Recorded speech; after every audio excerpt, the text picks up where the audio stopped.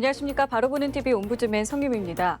지난주 연합뉴스TV에서는 헝가리에서 침몰한 유람선 인양과 실종자 수색 소식, 그리고 전국 3만 9천여 개 모든 어린이집이 앞으로는 의무적으로 3년마다 평가를 받는다는 소식 등 국내외 뉴스를 신속히 전해드렸는데요. 오늘 연합뉴스TV를 말한다에서는 뉴스 리뷰, 뉴스 투나잇을 중심으로 이정훈 시청자 평가원이 모니터한 내용을 전해드리겠습니다.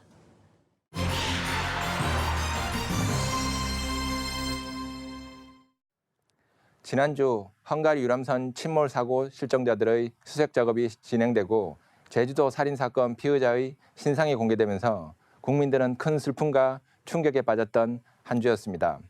지난주 연합뉴스TV는 헝가리에서 발생한 유람선 침몰 사고의 실종자 수색 작업에 대해 상당한 비중을 두고 차분하게 보도하였습니다.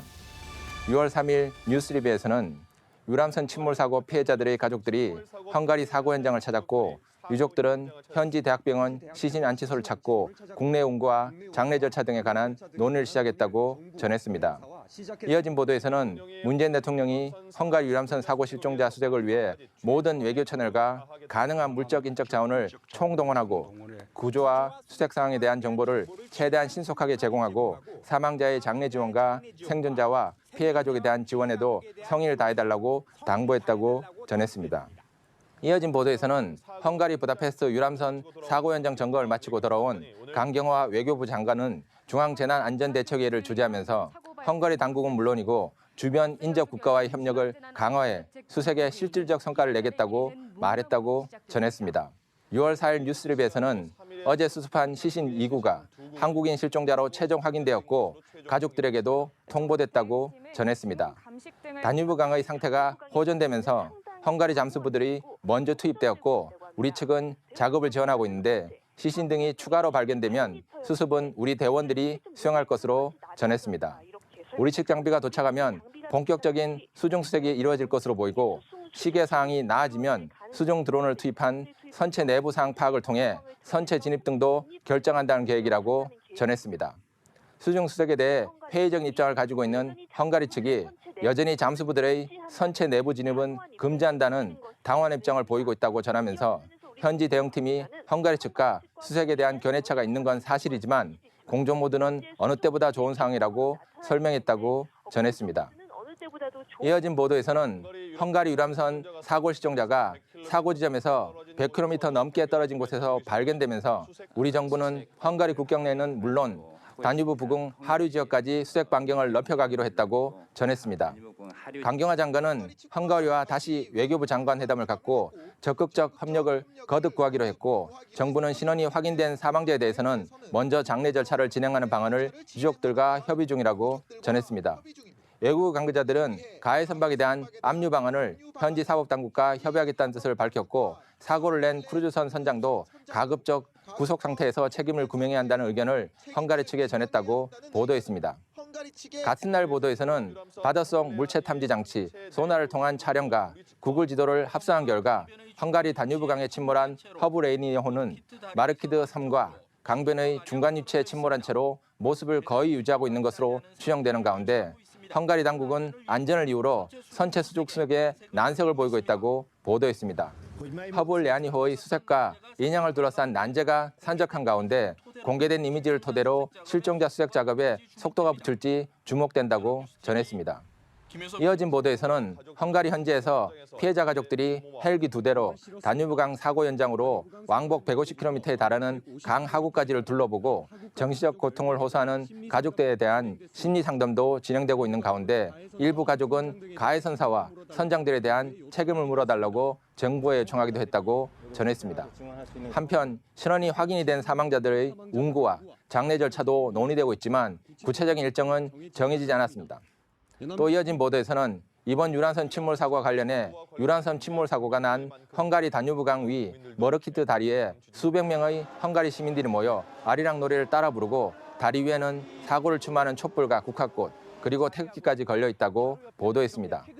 헝가리 국민들은 다뉴브강 주변과 주 헝가리 대사관 앞 추모의 촛불과 국화꽃, 손편지 등을 놓고 한국인 관광객들의 안타까운 참사에 예도를 보내고 있다고 보도했습니다.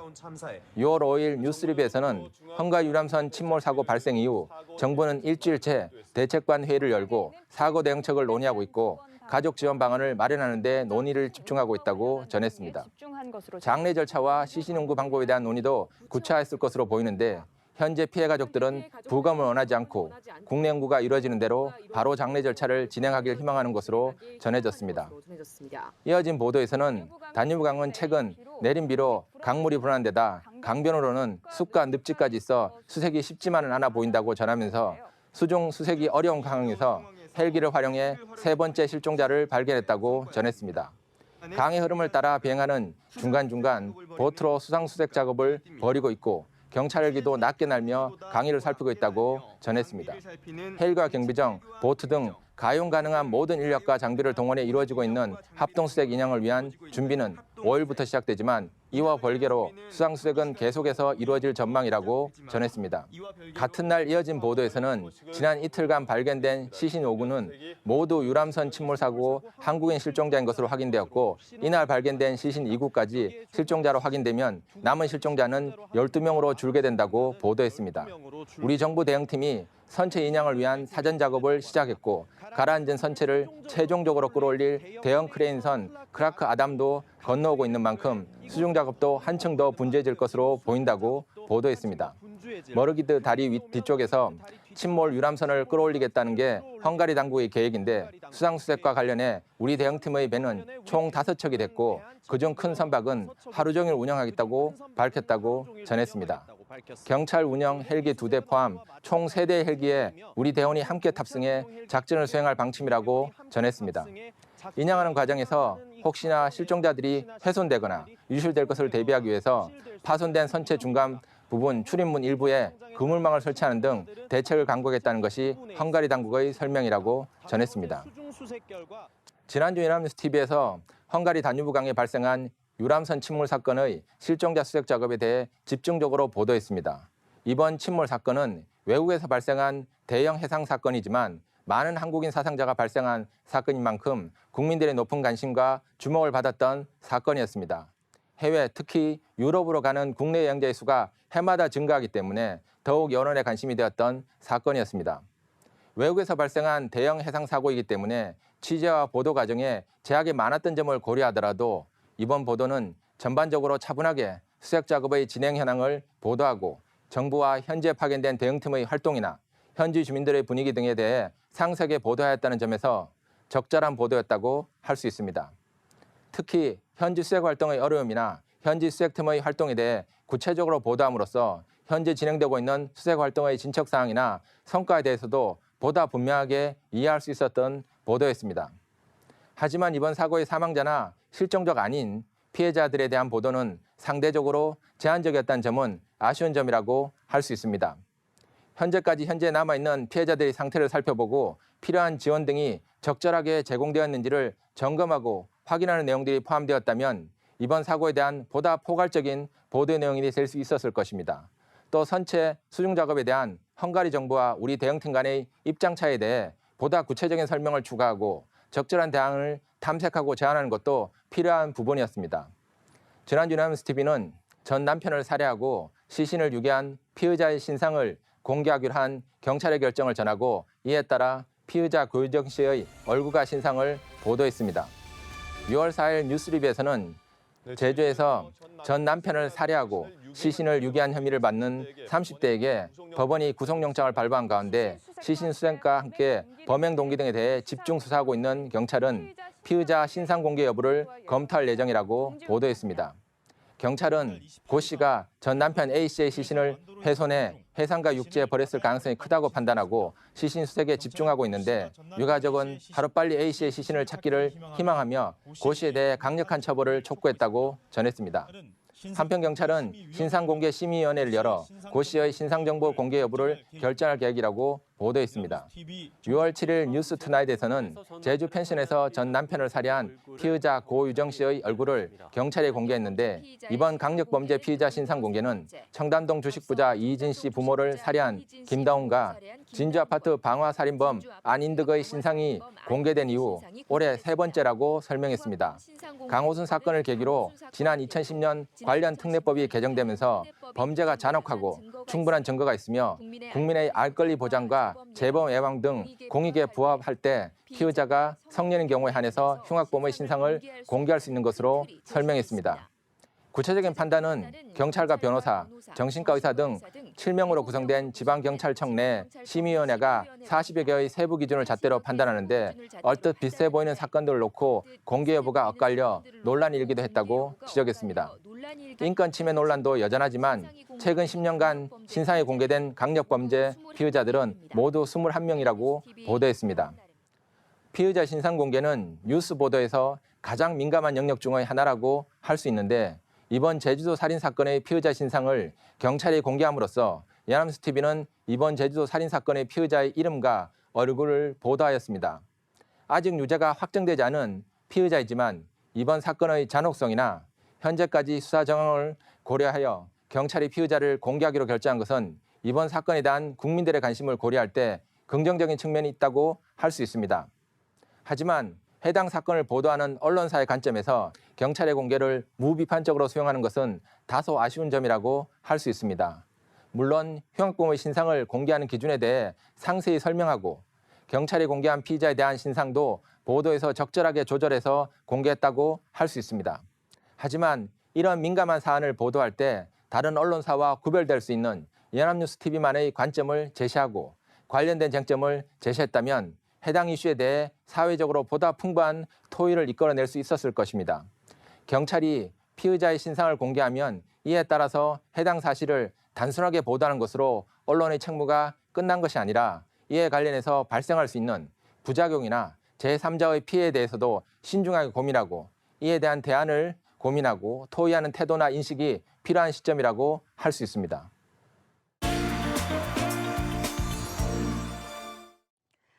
네, 이번 순서는 주말에 방영되는 제작 프로그램을 대학생의 시선으로 분석하고 평가한 내용을 들어보는 캠퍼스 TV 리포트 시간입니다.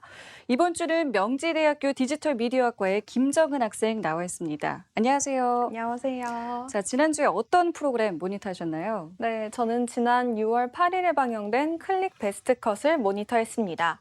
한 주간의 뉴스를 사진으로 짚어보는 클릭 베스트 컷은 매주 토요일 오전 11시 30분에 방영되는 프로그램인데요. 지난 방송에서는 맹독성 문어의 출현과 홍카레오 합방 소식 등을 다뤘습니다. 그럼 자세한 모니터 내용 지금부터 전해드리겠습니다.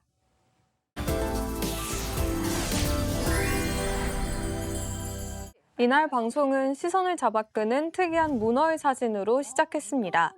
보통 문어와는 다르게 푸른빛이 도는 모습이 궁금증을 자아냈는데요. 다른 것 같기도 한데요. 국립수산과학원이 지난달 30일에 공개한 사진은 바로 맹독성의 파란선 문어를 찍은 것이었습니다. 어디서 잡힌 건가요? 주로 호주 연안에서 서식하는 파란선 문어가 다름 아닌 부산의 기장군에서 발견됐다고 하는데요. 한 학생이 뜰채로 건져 올렸다는 설명이 이어졌습니다. 독을 지닌 문어가 이렇게 해안 가까이서 발견된 점이 특히 걱정스러웠는데요. 그 배경에는 지구온난화로 인해 진행 중인 아열대화 현상이 있었습니다. 이어서 화면은 첫 사진보다 선명한 파란빛의 파란고리 문어를 비췄습니다. 지난 2015년 제주 앞바다에서 발견된 이 문어는 보거처럼 테트로도톡신을 품고 있는데요.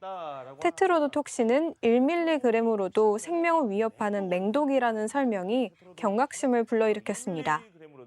사람의 생명이 위험해질 수 있다고 하는데요. 특히나 화려한 무늬로 호기심을 자극하는 이런 문어들이 여름철 피서지에 나타난다면 더 큰 피해를 끼치겠다는 생각이 들었습니다.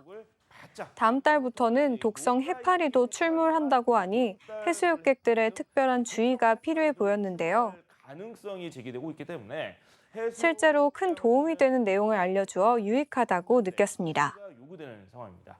두 번째 사진은 자유한국당 홍준표 전 대표와 노무현 재단 유시민 이사장이 함께한 모습이었습니다. 요즘 유튜브에서 인기를 끌고 있는 두 사람이 지난 3일 합동방송을 했다는 소식이었는데요. 이름을 조합해서 홍카레오라는 이름으로 진행이 됐다고 하죠. 연예인 못지않게 큰 관심을 모은 이날의 만남은 시민들의 관심사를 함께 이야기하기 위함이었다고 하는데요. 뭐 이렇게 토론의 취지를 야권의 리더십 문제와 북핵 문제 같은 다양한 주제로 토론했다는 설명과 함께 양측의 의견을 간략하게 정리해 주어 이해가 수월했습니다. 동시에 과연 이번 토론의 승자는 누구였을까 하는 궁금증이 생겼는데요. 윈윈 효과를 내며 두 사람 모두가 승자였다는 해석이 이어졌습니다. 폐쇄적이었던 그동안의 방송에 비해 더 폭넓은 이야기가 이뤄졌기 때문이었는데요. 앞으로의 방송은 어떻게 진행될지 기대를 갖게 된 소식이었습니다. 세 번째 사진은 다뉴브강의 머르기트 다리에 모인 헝가리 시민들을 담고 있었습니다. 다들 손에 한 장의 종이를 들고 있었는데요. 우리 민요인 아리랑의 악보라는 설명이 인상적이었습니다. 이어서 서툰 한국어로 노래를 부르는 시민들의 영상이 등장했는데요. 그 모습이 감동적이면서도 애통함을 더했습니다. 아리랑 노래를 따라 부릅니다. 평일임에도 불구하고 많은 시민들이 모여 유가족들과 함께 같은 방향을 바라봤다는 설명은 특히나 마음을 아프게 했습니다. 한해 정서는 국적과 민족을 뛰어넘는 것 같다는 아나운서의 말이 이번 사진의 의미 전체를 아우르며 공감을 불러일으켰는데요. 다뉴브 강변과 한국 대사관으로 이어지는 추모 행렬을 비추며 그 현장을 더욱 생생하게 전하기도 했습니다. 삼가 고인의 명복을 빕니다. 다음 사진은 손을 들어 인사하는 김정은 국무위원장과 환호하는 인민들의 모습이었는데요. 사진에서 주목할 부분은 52일 만에 공개석상에 등장한 김여정 제1부부장이었습니다. 지난 4일 조선중앙통신이 보도한 소식에 따르면 김영철 노동당 부위원장도 함께였는데요. 그동안 자취를 두고 여러 설이 돌던 두 인물이 다시 공개석상에 등장한 이유는 남측의 보도를 일축하며 건재함을 보이려는 것이라고 설명했습니다. 일부 언론에서 제기된 김영철 강제 노역설은 사실이 아니었음을 확인한 사진이었습니다. 다음으로 등장한 사진에는 많은 사람들이 바닥에 앉아 있었는데요. 굉장히 좀 낯선 모습이에요. 이렇게 더불어민주당 전춘숙 대변인의 주변을 둘러싸고 기사를 작성 중인 기자들의 모습이었습니다. 백브리핑 때 왜 국회의사당에 회의실을 두고 바닥에 앉아 작업 중인지 궁금했는데요. 정식 브리핑 외에 약식으로 진행되는 백브리핑 장면이란 설명이 그 궁금증을 풀어줬습니다. 취재해야 하는 인원이 워낙 많기 때문에 이런 장면이 종종 연출되곤 하는데 이를 두고 막말을 한 자유한국당 한선교 사무총장의 소식도 전해졌습니다. 이전에 계속됐던 자유한국당의 막말 퍼레이드에 황교안 대표는 심사일원 하라는 당부의 말을 전했는데요. 이 말이 있은 지 10분 만에 한선교 사무총장이 기자들에게 걸레질 발언을 했다고 합니다. 정춘숙 대변인은 이를 겨냥하고 바닥에서 브리핑한 것이었는데요. 바닥에 앉아서 이 백브리핑을 했습니다. 이전 소식들을 함께 설명해 주어 사진의 의미를 더욱 깊이 있게 이해할 수 있었습니다. 총장만이 아니라서 더 문제인 것 같습니다. 다음 사진은 보자마자 그 내용이 짐작되는 사진이었는데요. 굉장히 큽니다. 지난 1일 런던 웸블리 스타디움에서 공연을 펼친 방탄소년단의 소식이었습니다. 비틀즈와 퀸, 마이클 잭슨처럼 세계적인 가수들이 공연했다는 설명이 이번 콘서트의 의미를 더욱 와닿게 했습니다. 팬들이 환호하는 사진에 이어 응원봉을 흔들며 노래를 따라 부르는 영상이 등장했는데요. 그 현장의 열정이 생생하게 전달되어 좋았습니다. 세계 대중문화의 중심지에서 펼친 이번 콘서트는 비틀즈의 미국 진출에 비견할 정도로 성공적이었다고 하는데요. 성공적인 반응을 이끌어냈습니다. 사진 속 영국 공연에 이어 파리 공연도 성황리에 마치며 유럽 투어를 끝냈다는 소식에 흐뭇하기도 했습니다. 끝으로 테마가 있는 사진에서는 지난 4일에 발생한 제주 차기도의 화재 소식을 담았습니다. 10cm가량 쌓인 낙엽층이 초기 진화를 어렵게 했다는 자막이 안타까움을 더했습니다. 4시간 만에 진화가 되기는 했지만 무인도에서 발생한 화재의 원인 규명이 난항을 겪는다는 내용이었는데요. 산림청 헬기도 투입되어 진화에 나선 사진들이 그 현장의 긴박함을 충분히 담고 있었습니다. 시선을 잡아끄는 사진들을 통해 정치, 사회, 문화 전반을 아우르는 소식을 알게 되어 유익한 방송이었습니다. 사진을 가지고 다시 찾아뵙겠습니다. 네, 모니터한 내용 함께 봤는데요. 가장 인상적이었던 사진 하나만 골라볼까요? 저는 맨 처음에 소개된 파란선 문어가 가장 인상 깊었는데요. 색이나 무늬가 워낙 독특해서 호기심을 불러일으키는 만큼 피서철 각별한 주의가 필요할 것 같습니다. 네, 알겠습니다. 지금까지 명지대학교 디지털 미디어학과의 김정은 학생과 함께했습니다. 오늘 고맙습니다. 고맙습니다.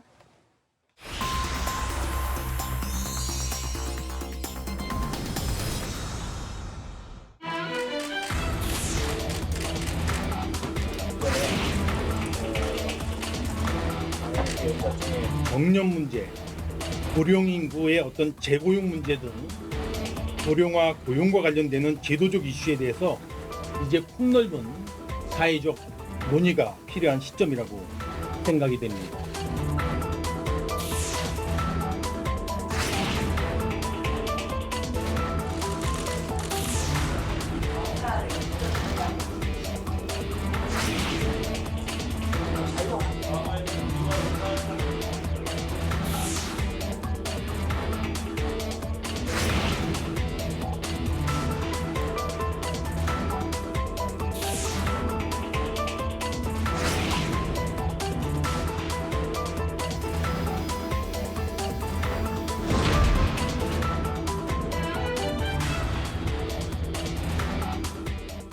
네, 정부가 정년 연장 문제 논의를 공식화했습니다.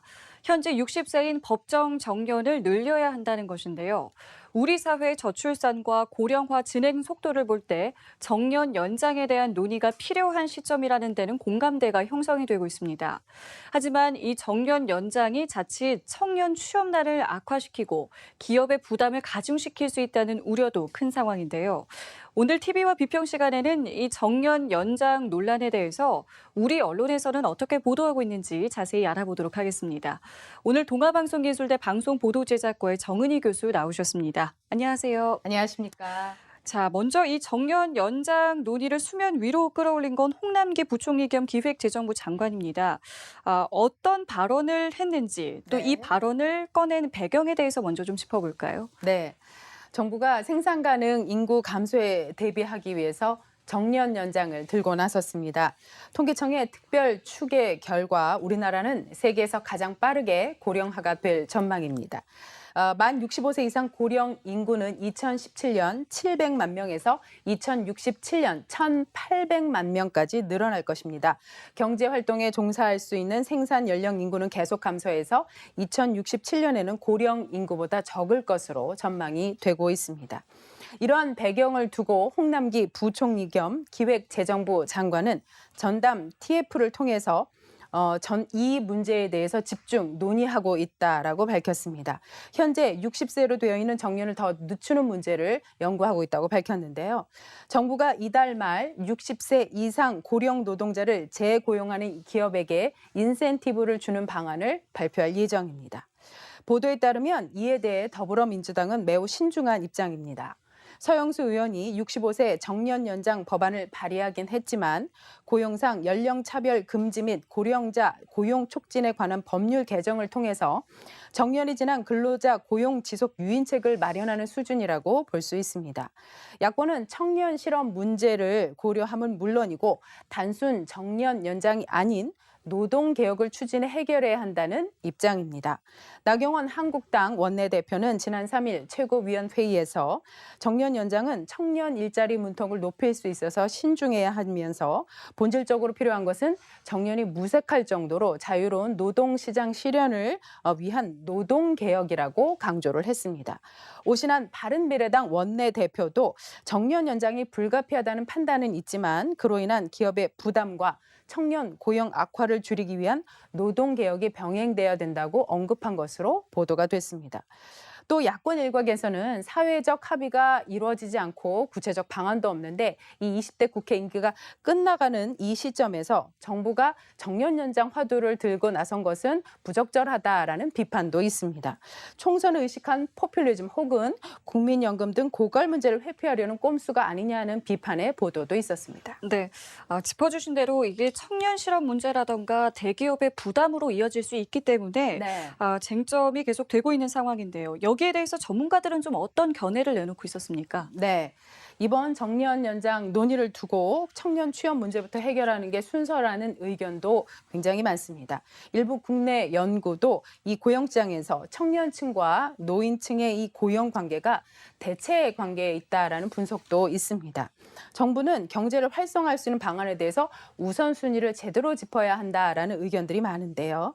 한겨레, 충북일보, 또 각 경제지의 보도에 따르면 정년 연장이 청년 일자리에 미치는 영향에 대해 전문가들의 의견이 엇갈리고 있습니다. 기존에는 세대 간 주로 차지하는 일자리 영역이 달라서 정년 연장이 청년 고용에 직접적인 마이너스 효과를 가져오지 않는다라는 실증 분석이 많았다면 이제는 좀 다릅니다. 대표적으로 한국보건사회연구원의 연구 결과를 보면 2017년 발간한 정년 연장의 사회 경제적 파급 효과 분석 보고서에서 지난 1980년부터 2016년도에 전체 취업자 중 고령층의 비중이 1포인트 증가할수록 청년층의 비중은 0.8%포인트 감소했다고 지적을 했습니다. 이렇듯 정년 연장과 청년 실업에 대한 보도가 있었고요. 또한 보도에 따르면 기업의 입장에서도 생산성 향상이 전제되지 않은 가운데서 기업의 인건비 부담만 늘어날 경우 기업의 반발이 심해지고 또 전체 국민 경제에 마이너스로 작용할 우려가 있다라는 보도도 있었습니다. 실제로 정년 연장 적용은 이 사업장마다 다른데요.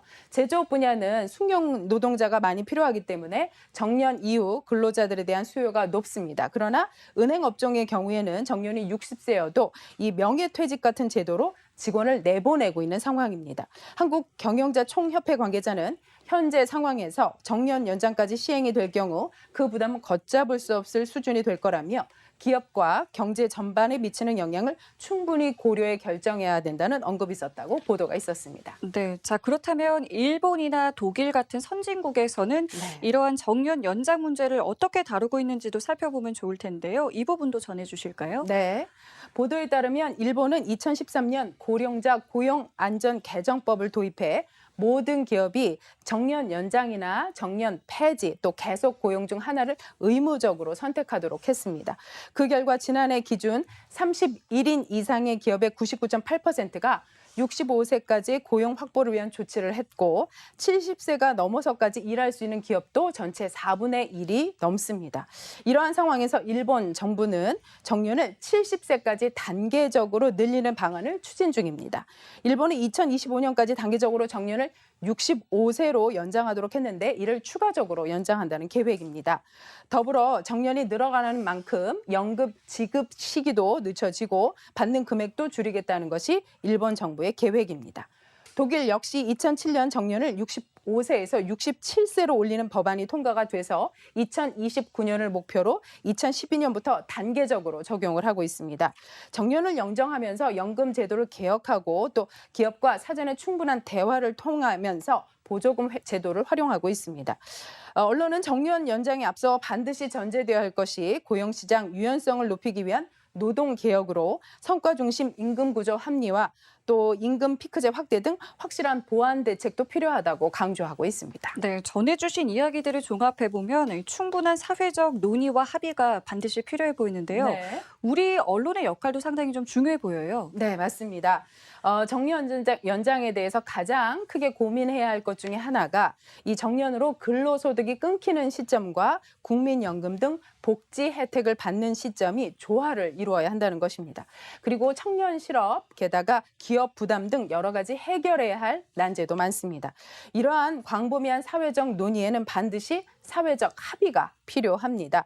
정부는 이에 대한 아마 합당한 노력을 할 것이라고 보입니다. 언론은 이러한 사회적 합의에 있어서 발언이 미약한 계층이 있는지 살펴보고 각계의 소리를 잘 귀담아 들어야 합니다. 사회적 합의는 시민 대다수가 수긍할 수 있어야 가능할 것입니다. 그런 만큼 전문가들의 의견, 또 정부가 발표하는 정책에 대한 조사, 각계의 의견 수렴 등을 통해서 서로가 상처가 될 수 있는 부분을 최대한 줄일 수 있도록 최선의 정책이 나올 수 있도록 언론이 제대로 감시 기능을 해야 할 것입니다. 언론의 공정한 보도 기대하겠습니다. 네, 지금까지 동아방송예술대 방송보도제작과의 정은희 교수와 함께했습니다. 오늘 말씀 고맙습니다. 고맙습니다. 네, 옴부즈맨 제작진은 시청자 여러분의 다양하고 소중한 의견을 기다립니다. 방송을 보고 느낀 소감을 연합뉴스TV 홈페이지 시청자 게시판이나 SNS로 보내주시기 바랍니다. 저희는 다음 주에 다시 찾아뵙겠습니다. 시청자 여러분 고맙습니다.